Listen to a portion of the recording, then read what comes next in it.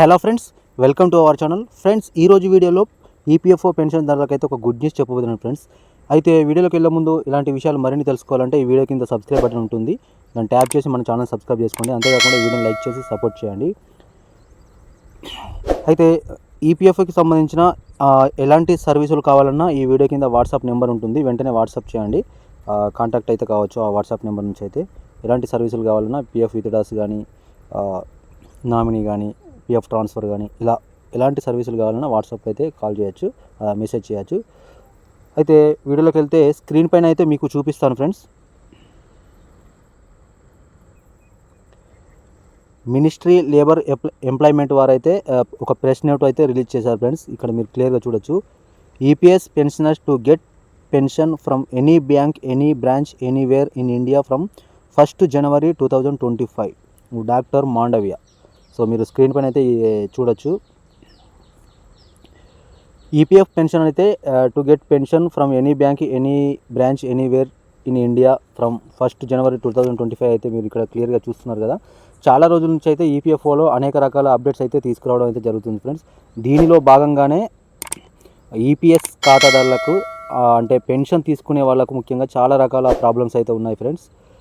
ముఖ్యమైన ప్రాబ్లమ్స్ ఏంటంటే పెన్షన్ వచ్చే వాళ్ళు ఒక ప్లేస్ నుంచి ఇంకో ప్లేస్కు మారడం కానీ, వారు తీసుకునే పెన్షన్ అమౌంట్ బ్యాంక్ ఏదైతే ఉందో బ్రాంచ్ మారడం వల్ల, ఐఎఫ్ఎస్సి మారుతూ ఉంటుంది కదా, సో అడ్రస్ మారడం వల్ల కూడా ఇలా చాలా రకాల కారణాలు అయితే ఉంటాయి. అలాంటి సమయంలో పీపీఓ నెంబర్ని కూడా ట్రాన్స్ఫర్ చేయాల్సి అయితే ఉంటుంది. బ్యాంక్ మారినా ఉండే లొకేషన్ మారినా ఇవన్నీ మార్చుకోవాల్సి అయితే ఉంటుంది ఫ్రెండ్స్. ఇలాంటి వారికి ఈపీఎఫ్ఓ అనేది గుడ్ న్యూస్ అయితే చెప్పబోతుంది, అది కూడా 2025 జనవరిలో.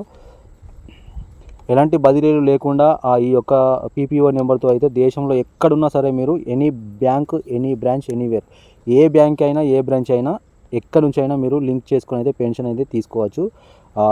ఏ బ్రాంచ్ అయినా కానీ మీరు ఈజీగానైతే పెన్షన్ తీసుకోవడానికి అయితే వీలుంటుంది ఫ్రెండ్స్.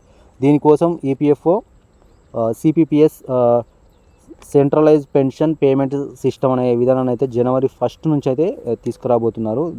మీరు ప్రెస్ నోట్లో అయితే క్లియర్గా చూడొచ్చు. మీరు CITS 2.01 అనే వర్షన్ అయితే జనవరి నుంచి అయితే అప్డేట్ చేయబోతున్నారు.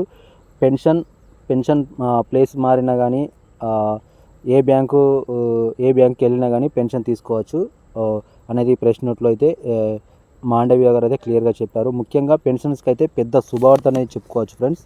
ఇక్కడ మీరు చూడొచ్చు క్లియర్గా అయితే. పెన్షన్స్ తీసుకునేవారైతే చాలామంది ఎక్కడికెక్కడికో చేంజ్ అవుతూ ఉంటారు కదా, అంటే ప్రాబ్లమ్స్ వల్ల కొన్ని అడ్రస్ చేంజ్ అవుతుంటారు. సో బ్యాంక్ అనేది ప్రాబ్లంగా మారింది. సో వాళ్ళకు ఏ బ్యాంక్కి వెళ్ళినా కానీ, ఏ బ్రాంచ్ చేంజ్ అయినా కానీ వారైతే పెన్షన్ తీసుకోవడానికి వీలుగానైతే ఒక కొత్త ఆప్షన్ అయితే మనకు ఈ పిఎఫ్లో అయితే తీసుకురాబోతున్నారు. మీరు దాన్ని క్లియర్గా చూడొచ్చు ఇక్కడ.